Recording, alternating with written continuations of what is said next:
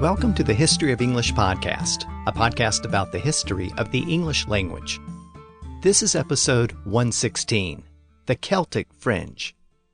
In this episode, we're going to turn our attention to the state of English beyond the borders of England, in the parts of the British Isles where the Celtic languages were traditionally spoken. The spread of English into those regions was mostly a result of military conquest, and most of those regions had experienced some sort of invasion from England over the centuries. Scotland was no exception. It had also been invaded by England, but the English language spoken in the south of Scotland had been native to that region for centuries, and there was little if any difference between the English of southern Scotland and that of northern England. But in the 1300s, that Scottish form of English started to become distinct, and the emergence of that dialect took place in a country that was fighting for its freedom. That Scots dialect is first recorded in a famous poem about that war for Scottish independence called The Bruce. So this time, we'll look at the rise of Robert the Bruce, and the beginning of Scots literature, and the state of English in the Celtic fringe of the British Isles. But before we begin, let me remind you that the website for the podcast is historyofenglishpodcast.com, and you can sign up to support the podcast and get bonus episodes and transcripts at patreon.com/historyoфenglish. Now this time, I want to look at the state of English outside of England in the early 1300s. This story will take us into the regions where native Celtic languages had traditionally been spoken. That includes Ireland, Wales, Cornwall, and Scotland. Those regions were particularly important to the English king Edward I, because Edward felt that those regions were part of his domain. His kingdom didn't end at the English border. He felt that he was the king of all of Britain and the overlord of Ireland. And for a brief period of time, having defeated the Welsh and the Scots, he could legitimately claim that title. Edward's desire to rule all of Britain ran deep, and it may have been loosely connected to his fascination with the legends of King Arthur. As we know, stories about Arthur and his knights were very popular throughout Western Europe in the Middle Ages. And at the time, it was widely thought that Arthur had been a real-life king at some point in the distant past. There was a very fine line between legend and fact, and it wasn't easy to distinguish the made-up parts from the actual history. For a king like Edward I, Arthur was the perfect role model. He was a legendary king, admired by all, the personification of chivalry, and, most importantly of all, the king of all of Britain. Edward loved those popular stories and legends about King Arthur. He held grand Arthurian-themed festivals and tournaments, and one of those tournaments was held in Winchester in the year 1290. To commemorate that tournament, Edward apparently had a large round table built for the occasion. That round table can still be seen today in Winchester, and it dates to around the time of that grand tournament. Edward held another one of those Arthurian festivals when he got married for the second time in the year 1299. And 2 years later, he justified his invasion of Scotland on the grounds that he was Arthur's political heir, and as such, he had a historical claim to rule all of Britain, including Scotland. He actually put this claim in writing, in a letter that was sent to the Pope. Edward cited Geoffrey of Monmouth's well-known History of Britain and its version of the King Arthur legend. In the story, Arthur ruled all of Britain and even forced the Irish to pay homage. So, in Edward's mind, these various Celtic regions had once been unified under Arthur's kingship. And in his letter to the Pope, Edward asserted that he was merely trying to resurrect what had once existed in the glorious past of Camelot. He wasn't really conquering any foreign nations. He was merely reclaiming what rightly belonged to him as Arthur's heir. It was a creative argument, and it didn't convince anyone beyond the English border. We often consider how history shapes literature, but this may have been a case where literature was helping to shape history. Now we know from earlier episodes that Edward conquered Wales early in his reign. He imposed his army and his political will upon the Welsh, but it doesn't appear that he imposed the English language upon them. There is no evidence of a Welsh form of English until the 1500s, about 2 centuries later. The only part of Wales where English was probably spoken as a native language was the Gower Peninsula on the south coast of Wales.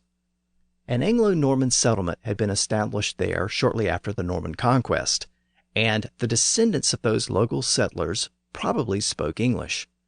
But otherwise, the English language didn't become widespread in Wales until the modern English period.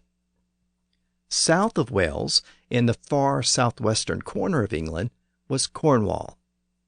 Now, Cornwall was part of England, but the native Celtic language, known as Cornish, continued to be spoken there. Around the current point in our story in the 1300s, English started to become more widely spoken in that region. In the 1500s, an English writer named Andrew Boord wrote that there were 2 languages spoken in Cornwall, Cornish and English. But he added that many people in the region did not understand English. And during the 1600s, English finally started to emerge as the dominant language in Cornwall. And during the 1700s, the native Cornish language finally died out. In fact, we actually know the name of the last person to speak Cornish as their native language. Her name was Dorothy Pentreath, and she died in 1777. Her grave marker reads in part, quote, "Here lieth interred Dorothy Pentreath, who died in 1777, said to have been the last person who conversed in the ancient Cornish, the regular language of this county from the earliest records till it expired in the 18th century in this parish of St. Paul." End quote. So, at least according to this grave marker and local tradition, Cornish died out with Miss Pentreath in the late 1700s. As we've seen, the spread of English into the westernmost regions of Britain was a slow and gradual process, and it didn't really become widespread until the early modern English period. But the story was different up in Scotland. As we know from prior episodes, English had a foothold in the south of Scotland from the late Anglo-Saxon period. In the 11th century, a Scottish military victory pushed the border with England southward several miles. When the Scottish border moved southward, it encompassed a large group of English speakers who had previously been part of the Northumbrian region in northern England. And from that point on, those English speakers became Scots, but they held on to their native English language. And over the next couple of centuries, their dialect spread northward and westward, soon to become widespread throughout much of eastern and southwestern Scotland. As we saw a few episodes back, most scholars believe that this English dialect of Scotland was essentially the same as the English dialect of northern England. They all constitute the so-called northern dialect of Middle English. But that was about to change. A distinct Scottish dialect of English was about to emerge, and the first appearance of that dialect is directly related to the invasion and temporary conquest of Scotland by Edward I in the late 1200s. So let's turn our attention back to Edward I, the English king known as Longshanks during his lifetime and known as the Hammer of the Scots after his death. In prior episodes, we saw that Edward invaded Scotland after completing his conquest of Wales. He soon claimed victory, and for a while it looked like he was indeed a new King Arthur, in the sense that he could legitimately claim to be the king of all of Britain. But a short time later, the Scots rose in rebellion under William Wallace. Wallace led his men to a major victory against the English at the Battle of Stirling Bridge. Now, even though he was not a noble, he was put in charge of the Scottish forces. But a short time later, he was defeated by Edward's forces at Falkirk. Wallace survived and continued to lead a guerrilla campaign against the English. But after Falkirk, the control of the Scottish forces returned to the nobles, specifically to a nobleman named John Comyn and another nobleman named Robert the Bruce. Bruce was the grandson of the Robert the Bruce who had claimed the Scottish throne in the disputed succession a few years earlier. Comyn was the nephew of John Balliol, who had won that succession dispute and became king before Edward I invaded. So both Comyn and Bruce came from noble families, and both families had their own respective bases of support in the south of Scotland. Both men were also descended from Anglo-Normans who had settled in the region, and so both men had close connections to the English nobility. That meant that they had divided loyalties. They were Scottish, but they were also of Anglo-Norman heritage. And Edward took advantage of those divided loyalties by purchasing their support with lands and titles. Families like the Comyns, the Balliols, the Bruces, and the Stuarts all had these divided loyalties, and they were all based in the southern part of Scotland where English was spoken. Thanks to the popularity of movies like Braveheart, we tend to associate the fight for Scottish independence with William Wallace. And part of the reason why William Wallace became such a folk hero in life and in death is because he wasn't a noble. He never swore an oath to Edward, and Edward couldn't buy him off with lands or titles. So William led his own resistance to English rule, while many of the Scots nobles stood on the sidelines. In the year 1305, all of that changed when Wallace was captured by Scottish forces who were loyal to Edward. He was turned over to the English forces and taken south to London, where he was given a quick trial at Westminster Hall. Even though Wallace had never sworn an oath of loyalty to Edward, he was accused of treason anyway. His conviction was a foregone conclusion, and the punishment for treason was a brutal execution. Wallace was hanged, drawn, and quartered a short time later. Wallace's execution was a major blow to the fight for Scottish independence, and it was really part of a 1-2 punch. Around the same time that Wallace was executed, English forces captured Stirling Castle in the south of Scotland.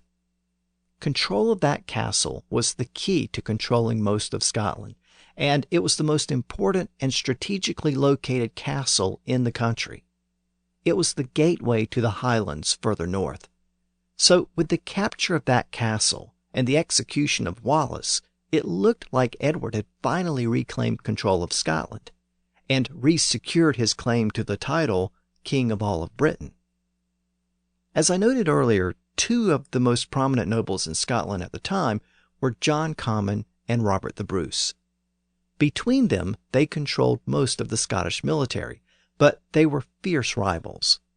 They had both pledged their loyalty to Edward, but despite that show of loyalty, Bruce started to get cold feet.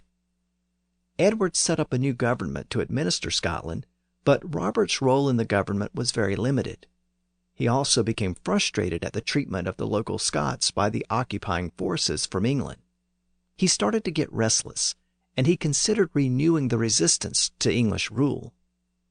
In February of 1306, Bruce met with his rival, John Comyn, at a church in Dumfries.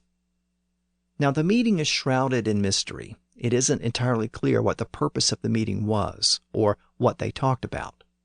According to some later sources, Robert the Bruce wanted the two men to combine their forces and take up arms against the English, but John Comyn refused to do so. There's no way to know for certain what they discussed, but what is known for certain is that it ended in a violent argument. And in the course of that argument, Robert the Bruce killed John Comyn. Now, that was a big deal. Robert the Bruce had just killed a nobleman who was loyal to the English king, and he had killed that nobleman in a church. So he knew that he was about to incur the wrath of both Edward I and the church officials. At that point, he didn't really have much of a choice. His only real option was to go all in. He quickly made his way to the traditional capital at Scone, and he had himself crowned as the King of the Scots. From that point on, there was no turning back. He would either take on the English and defeat them, or he would suffer the same fate as William Wallace. Now you may know that Robert the Bruce did in fact win the struggle for Scottish independence over the next decade or so. And I want to jump ahead here and give away the ending because Bruce's victory is directly related to the first appearance of a distinctly Scottish form of English. The story of the Scottish War for Independence under Robert the Bruce was later chronicled in a long narrative poem commonly known as the Bruce. This poem was completed around the year 1375, so about 60 or 70 years after the events covered in this episode. It's an extremely important poem because it was composed in Scotland, and it is in fact the oldest significant piece of literature composed in the English dialect that became known as Scots. So this poem marks the beginning of a new literary tradition in that dialect. It is therefore the first time that we have a distinct form of English with its own literary tradition outside the country of England. Now let me elaborate on that statement a little bit. First of all, I'm calling this manner of speech an English dialect because that's really what it was at this point. It was even called English by the early writers in Scotland who wrote in that dialect. It didn't start to be called Scots until the late 1400s and early 1500s, after it had evolved further and had become much more distinct. So even though some people consider Scots to be a separate language, I'll reserve that debate for a future episode after the differences have become much more apparent. Though the language of this poem is very similar to the language of Northern England, the poem does have some unique features that stand out. Also, it was composed in Scotland by a Scots poet with the specific theme of Scottish independence. So, given all of those distinguishing features, this poem marks the beginning of a new Scottish literary tradition. The poem was composed by a man named John Barbour, who was the Archdeacon of Aberdeen in Scotland. He also taught at Oxford and Paris, and he composed the poem while serving at the court of a later Scottish king. The poem survives in 2 copies that were made about a century after the original poem was composed. As the title implies, the poem focuses on the life of Robert the Bruce, and it covers the Scottish War for Independence in the early 1300s. The poem traces the actual events of the period, but it isn't exactly a chronicle. Barbour occasionally embellishes the story. He begins the poem by noting that a good story based on actual facts has a double claim to popularity. It has the entertainment value of a good story and the educational value of a historical account. He then says that he intends to tell the story of Robert the Bruce, so that Robert's deeds will not be forgotten. The prologue contains a passage that could have been pulled straight from the movie Braveheart. Barbour declares that the Scots yearned for independence and freedom from English oppression.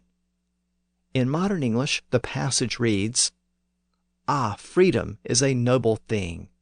Freedom allows man to have pleasure or liking. Freedom all solace to man gives. He lives at ease that freely lives. A noble heart may have no ease, nor else naught that may him please, if freedom fails, for free will is yearned over all other things." Now here's the same passage in the original language of the poem. "Ah, freedom is a noble thing. Freedom makes man to have liking. Freedom all solace to man gives. He lives at as the freely lives. A noble heart may have none else, not else noch that ma him place. Give freedom value, for free liking is guaranteed all other thing." Again, the language of the poem has most of the same features that we saw in the Cursor Mundi back in episode 112. So these dialectical features were common throughout the north of Britain. For example, the poem uses the northern pronoun forms they, them and their, rather than the southern forms that began with an H. Nouns are made plural by adding an S at the end instead of the en suffix used in the South. And verbs in third-person singular end with the northern S rather than the southern th. So in the passage I just read, we have he levis, or he lives, rather than he liveth.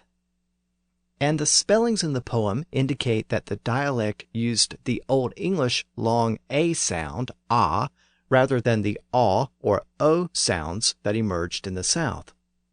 So the passage I just read has non rather than the southern forms no and none.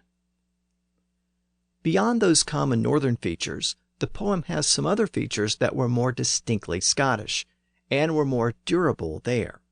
For example, the ch sound was preserved in words like loch.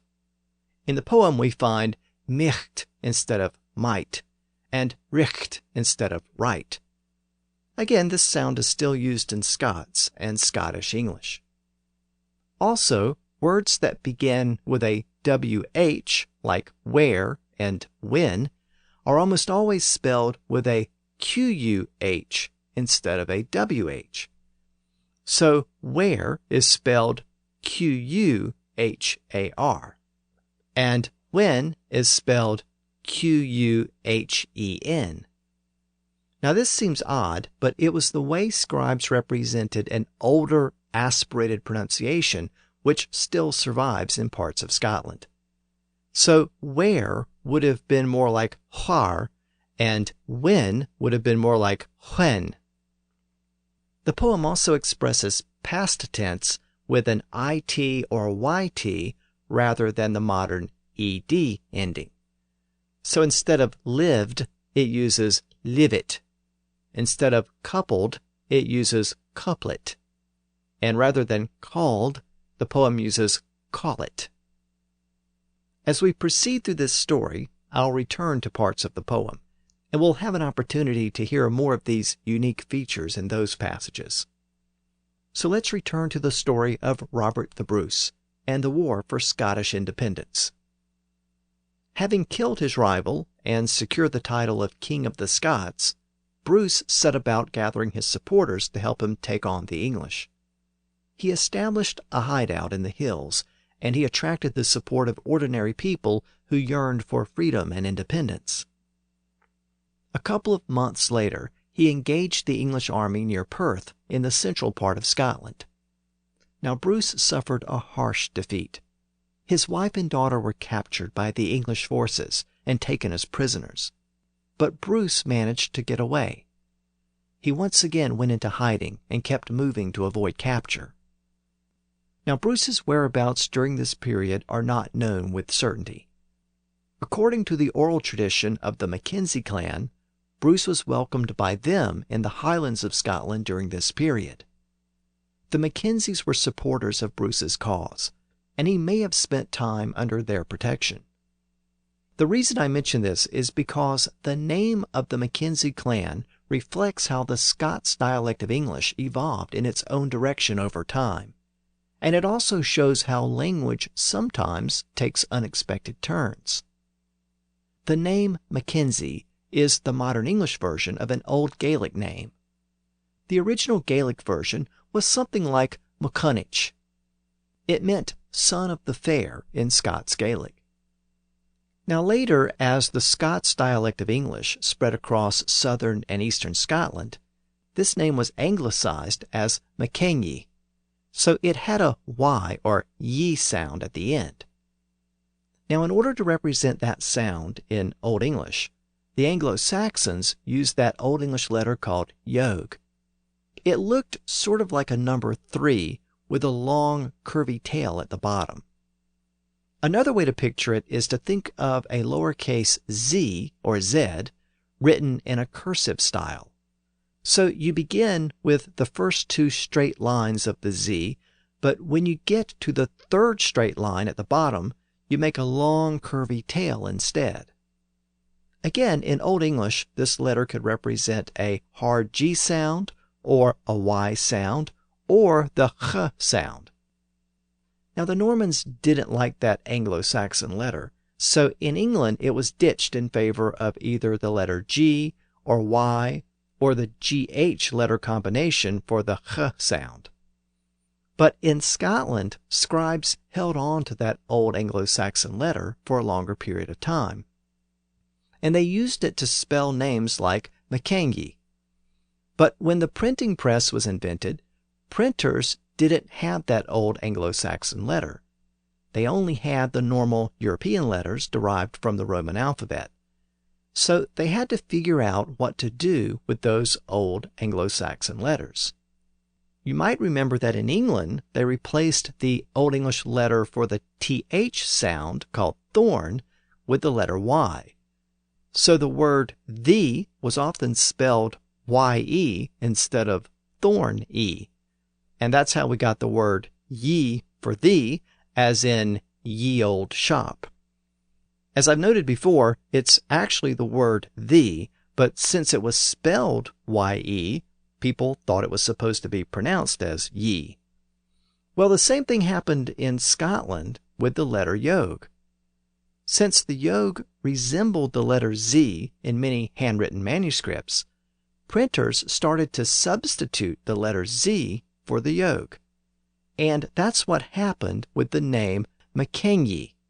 It started to be spelled with a Z at the end since printers didn't have a yogh. And over time, people in the south of Scotland thought the Highland clan name was pronounced with a Z sound at the end. So Mackenzie became Mackenzie. And another common surname, Mingus, was also spelled with a Z at the end, and it started to be pronounced as Menzies. Outside of certain surnames and place names which are common in Scotland, this confusion has not had much of an impact on Standard English. There are a couple of Scots words that are used in a few English dialects that also show this same change. For example, a type of chicken or cock that's native to the Scottish Highlands is either called a capercaillie or a capercailzie. The first pronunciation is the older pronunciation with the Y sound, and the second pronunciation is the newer pronunciation with the Z sound. And that's because it became common to spell that word with a Z at the end in place of the yogh. Also, a somewhat obscure term for a beggar is a gaberlunzie, spelled Gaberlunzie. But again, that Z was substituted for the older letter yogh, and the word is still pronounced as Gaberlunye in some older Scots dialects. So again, a simple decision about what letter to use actually changed the way some of these words were pronounced over time. And since this particular decision was unique to Scots, it caused a sound change there that didn't happen to the English spoken in England. So that word Gaberlunye, meaning a beggar, became Gaberlunzie.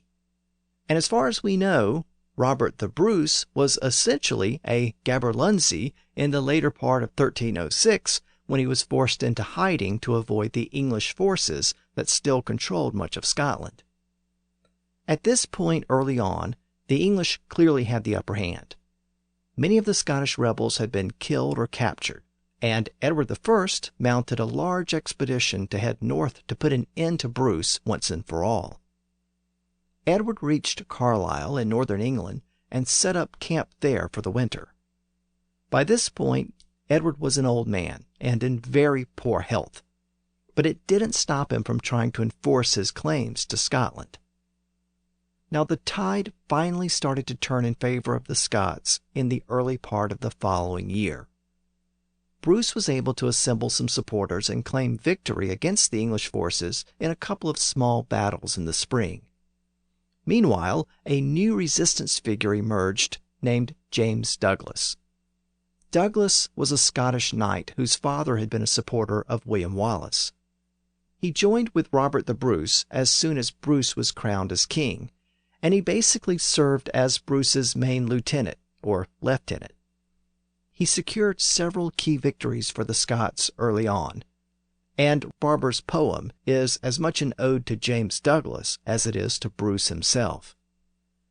Douglas was an important figure in the war because he kept the English forces contained in the south of Scotland, and that allowed Bruce to secure his position and gain supporters in the north of Scotland. Douglas was also known for surprise attacks, which had a psychological impact on the English. On one occasion, he surprised an English garrison while they were attending Mass. His men killed and captured most of the English soldiers, even though the soldiers were in a chapel attending church services. Douglas's men then ransacked and burned the castle that the English garrison had been defending. Then they disappeared into the moors and the countryside. This event became known as the Douglas Larder, and it showed that Douglas was a master of psychological warfare. He terrified the English forces, and was therefore revered by the Scots. The English soon gave him the nickname the Black Douglas, because the mere mention of his name invoked a sense of fear and dread among his enemies. Now, I said that the early part of 1307 marked a turning point in the war for Scottish independence. Not only did Robert the Bruce achieve a couple of victories, and James Douglas began his campaigns against the English, but there was also an even more significant development, and that was the death of the English king, Edward I. As I noted earlier, Edward had established a base in northern England and was waiting for the winter to pass before launching his campaign into Scotland to defeat Bruce and put down the uprising. But Edward was hampered by his advanced age, very poor health, and a case of dysentery. By July of 1307, he was finally moving north, and he set up camp just south of the Scottish border. But he never made it across the border. On July 7th, Edward succumbed to his advanced age and illness, and he died with the border still in sight. Edward's death is also recounted by John Barbour in his poem, The Bruce. The passage provides a sense of how much disdain there was for Edward in Scotland. The poem says that Edward was visited by several of his men while on his deathbed. They had come from the castle at Kildrummie, where they had taken several prisoners. They asked Edward what they should do with the prisoners, and Edward responded that the prisoners should be hanged and drawn. Even on his deathbed, Edward showed no mercy. Here's the passage, first in modern English, then in the original language of the poem. And when death was near, the folk that were at Kildrummie came with the prisoners they had taken, and went before the king.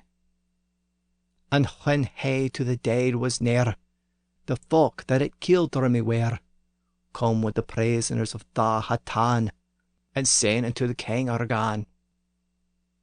And to comfort him, they told how they captured and held the castle, and how the castle's garrison was brought before him to do with them whatever he thought.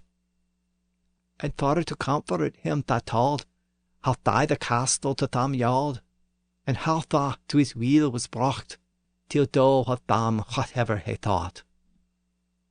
And they asked what they should do with the prisoners. Then he looked at them angrily, and said, grinning, hang and draw them. It was a great wonder that he said such words, that he who had not long to live should answer in such a cruel manner. And asked what that sort of tham do, then looked he angry tham to, and said, Girnad, hangus and dross. It was great wonder of sick sauce, that he to the dead was near, should answer upon sick manner. Without offering any mercy, how could he confidently appeal to God, who truthfully judges all things, to have mercy on his soul, when he himself, through his felony, at such point in time, had no mercy?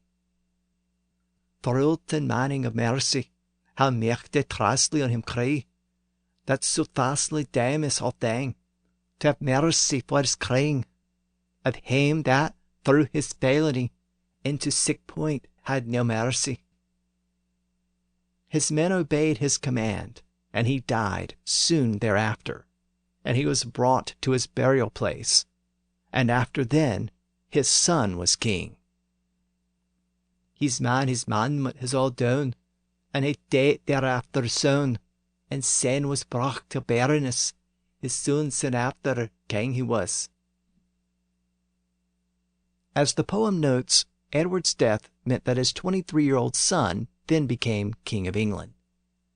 The son was also named Edward, so the younger Edward became Edward II.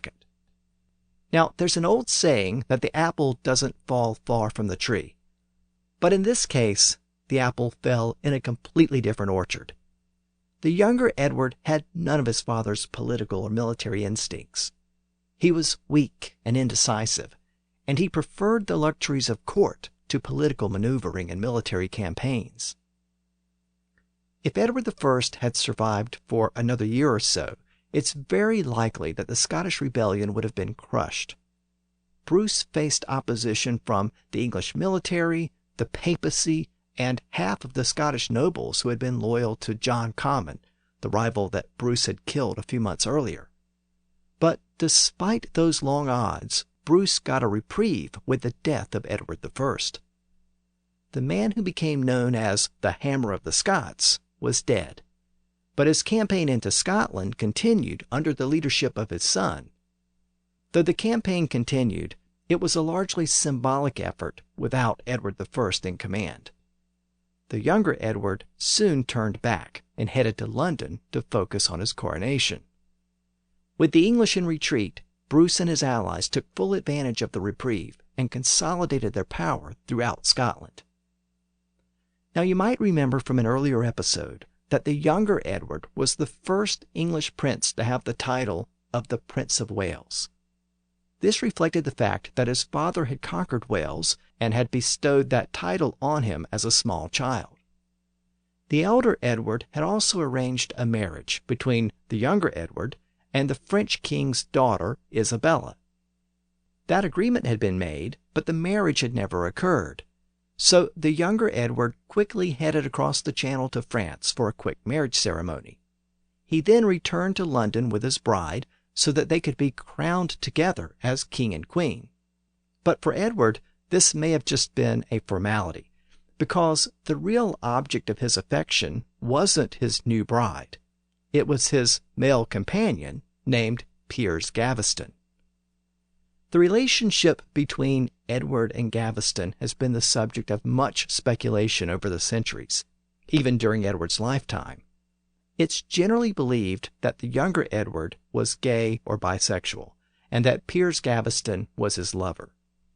Now, there's no way to know if the relationship was physical, but there is no doubt that Edward was infatuated with Gaveston and was emotionally attached to him. Gaveston was a knight from Gascony in southern France, which was the only part of France still held by the English crown. Over the prior century or so, quite a few Gascon nobles had been welcomed to the English court. They were often granted land and titles in England, which angered the native English nobles. We saw this same scenario play out during the reign of Edward's grandfather, Henry III.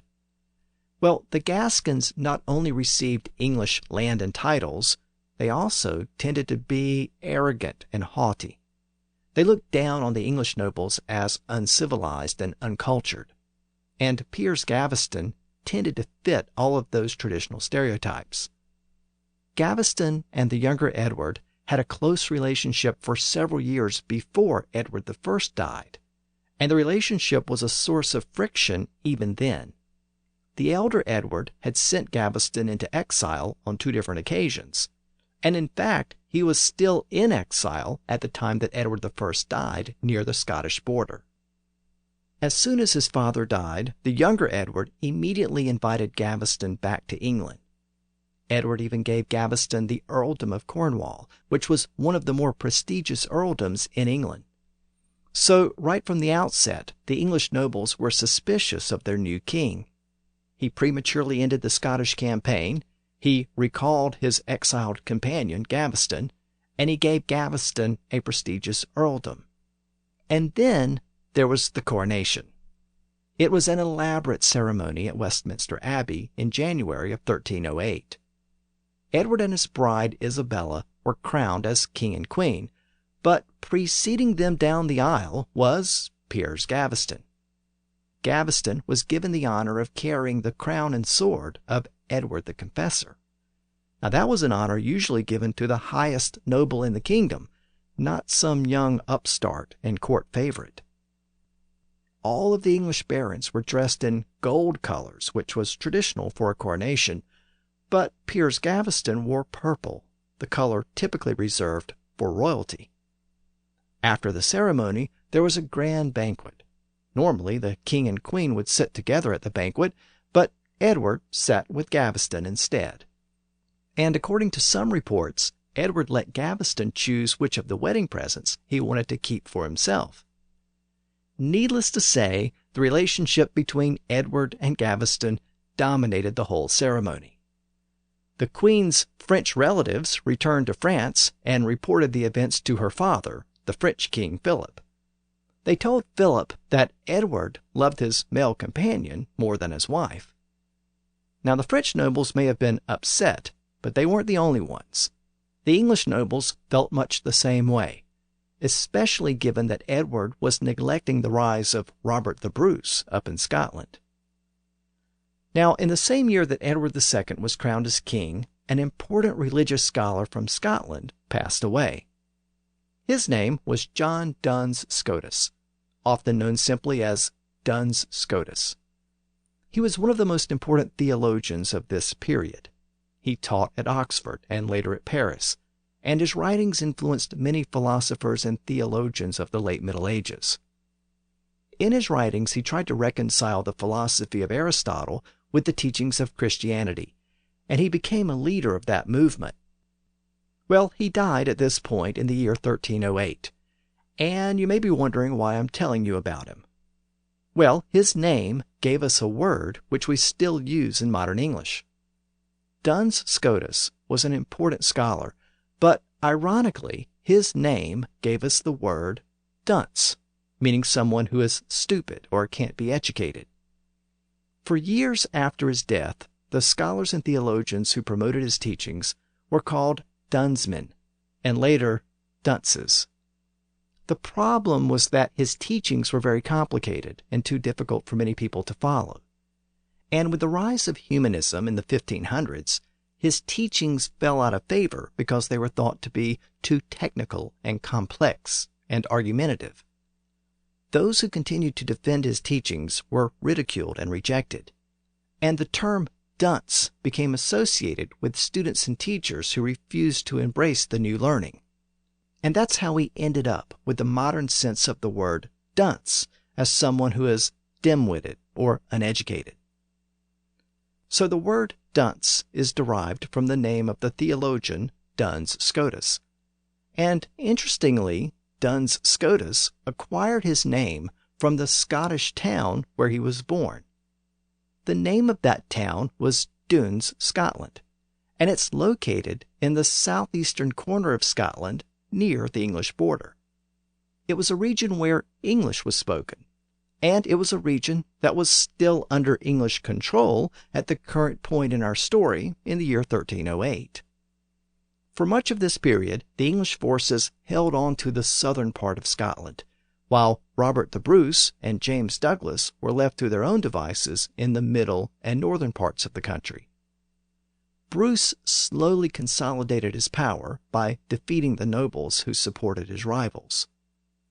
Within a couple of years, Bruce and his men were attacking English strongholds in the west and southwest of Scotland, and one by one they fell to Bruce's forces.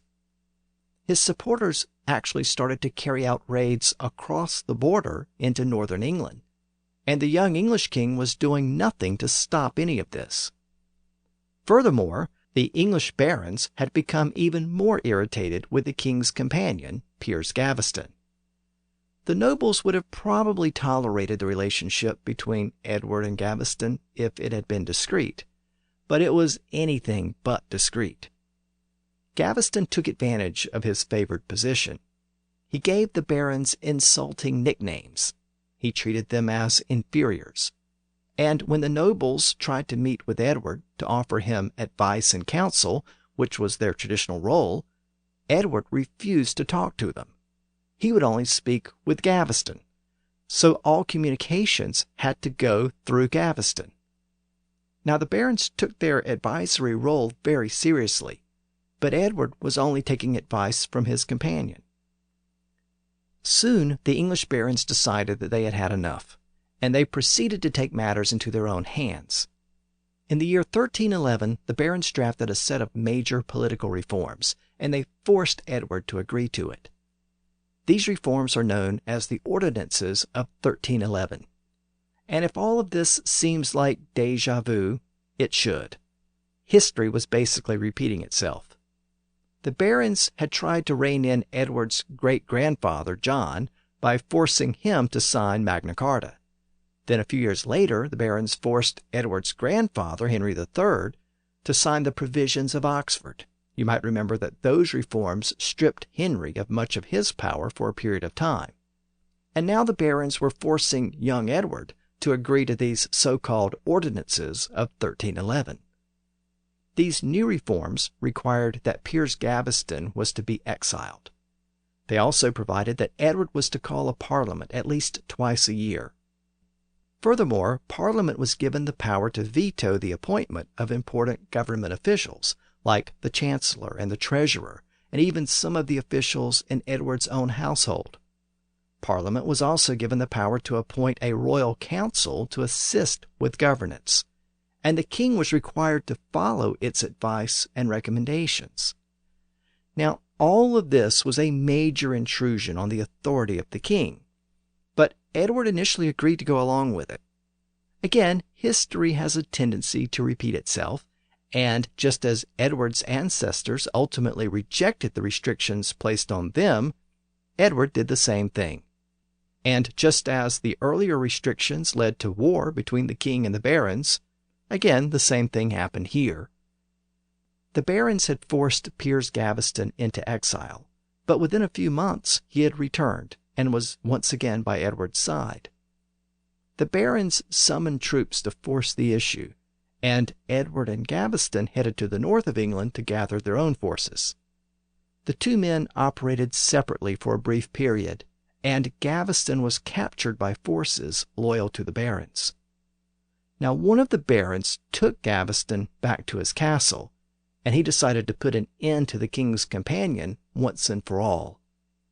Piers Gaveston was beheaded on June 13th of the year 1312. It was a dramatic development, and it actually caused some of the nobles to back off. The hated Gaveston was dead, and for the first time, Edward was seen as a sympathetic figure by many nobles. Edward and the barons agreed to a truce. The barons largely dropped the restrictions they had tried to impose on Edward, and Edward agreed to try to recover the parts of Scotland that had fallen to Robert the Bruce. Over the following months, Bruce continued to capture castles and secure his position throughout much of Scotland. He held his own parliaments, he issued charters, and he even established diplomatic relations with other European nations.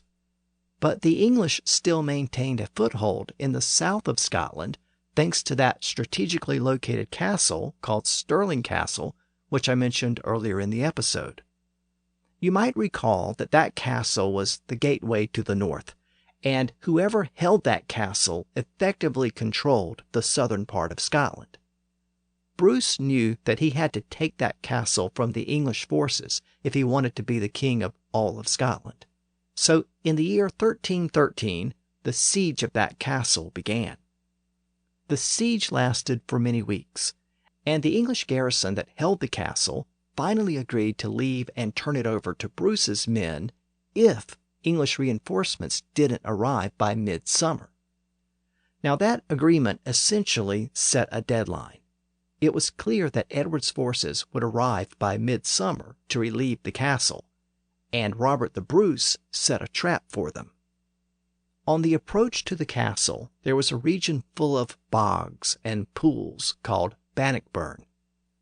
The Scots forces anticipated the English approach, and they took a position on the dry, high ground to the west of the boggy region. They also dug pits in the marsh and lined them with stakes to slow down the advancing English forces. Now, young King Edward led the English campaign, and when his troops finally reached Bannockburn, the cavalry got bogged down in the trap. The marshy land made it difficult to maneuver, and the Scots were able to target them from the higher ground. With the English cavalry neutralized, the Scots descended on them. The battle ensued, and the Scots used their advantages to rout the English forces.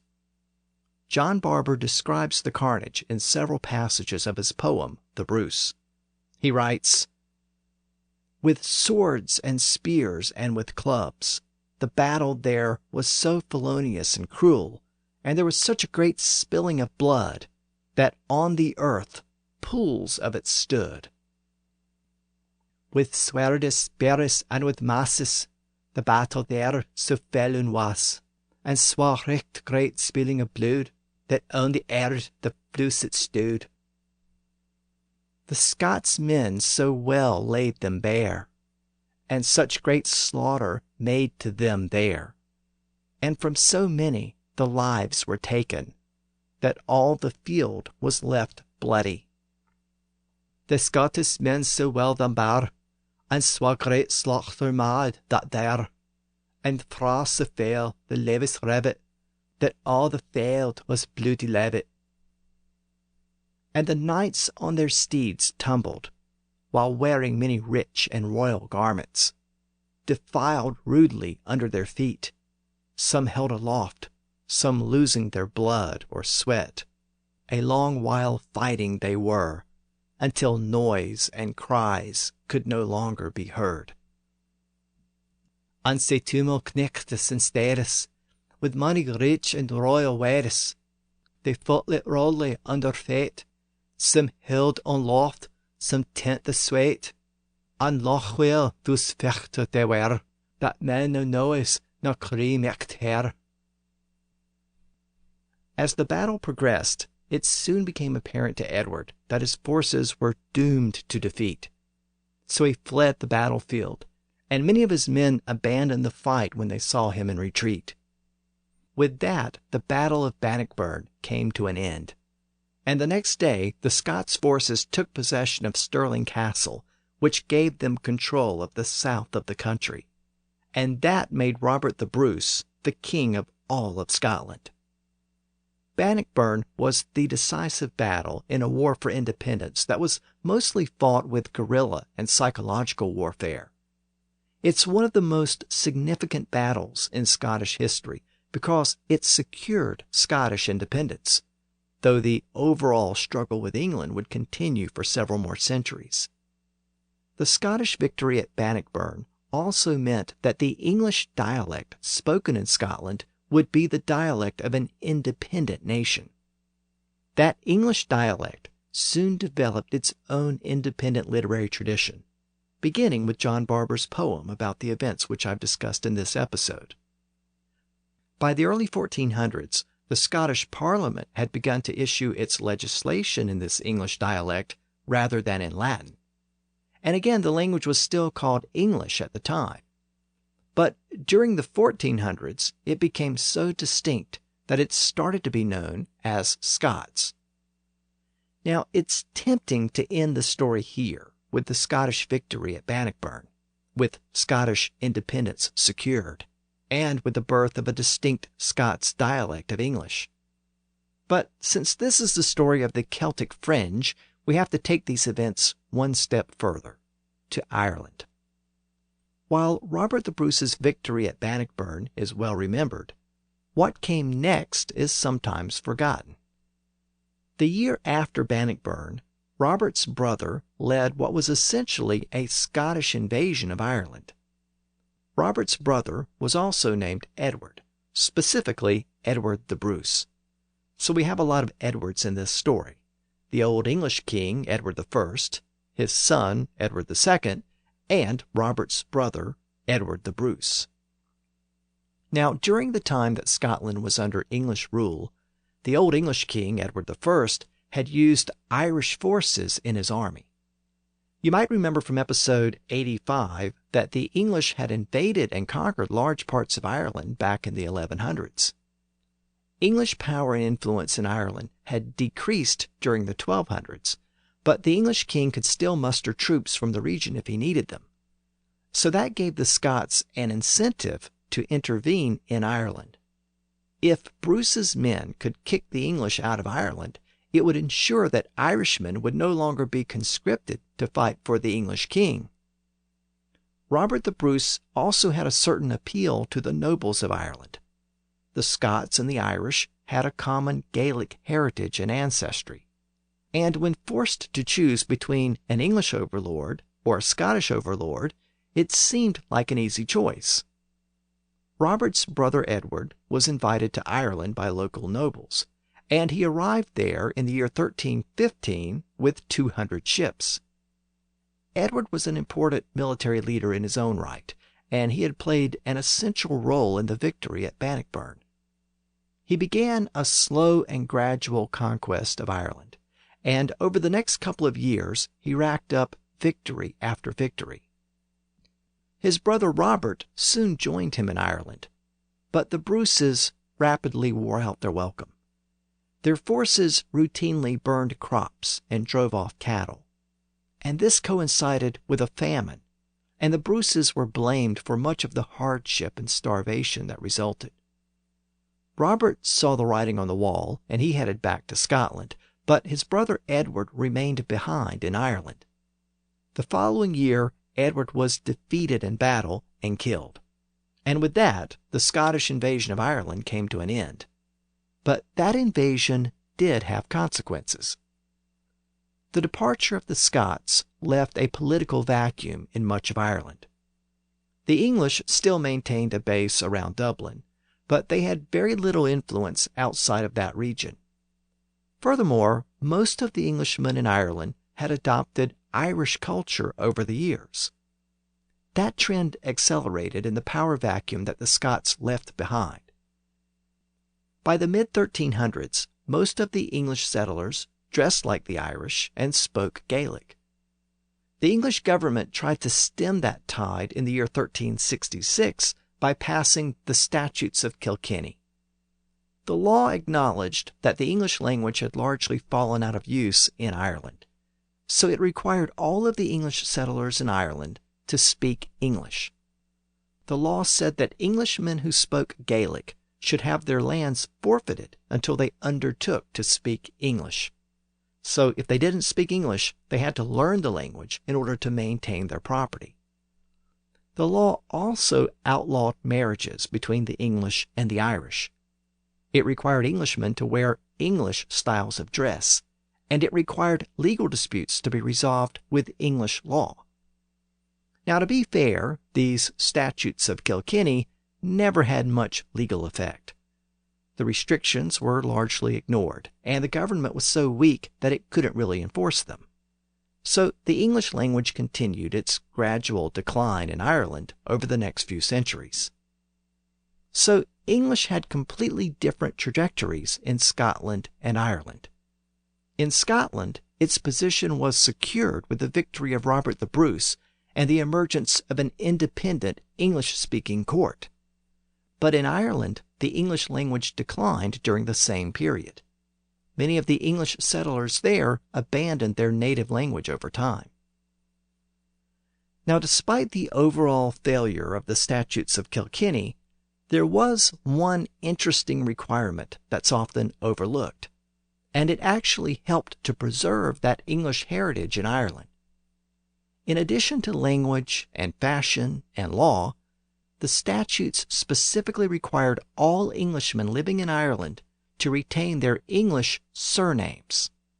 And if any Irishmen were living among the English, they had to acquire an English surname if they wanted to have the rights of an Englishman.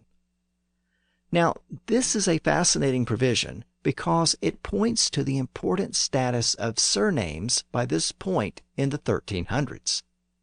It wasn't just important to have a surname, it was important to have the right kind of surname, an English surname. In other words, one based on an English place name, or an English word for an occupation, or some other English word that helped to identify and distinguish the person from other people that had the same first name. So next time, I want to explore this aspect of English and European society in the Middle Ages. I'll examine how and why surnames became so common during the first couple of centuries after the Norman conquest. And I'll look at the interesting origin of many common surnames that still exist today. So, until next time, thanks for listening to the History of English podcast.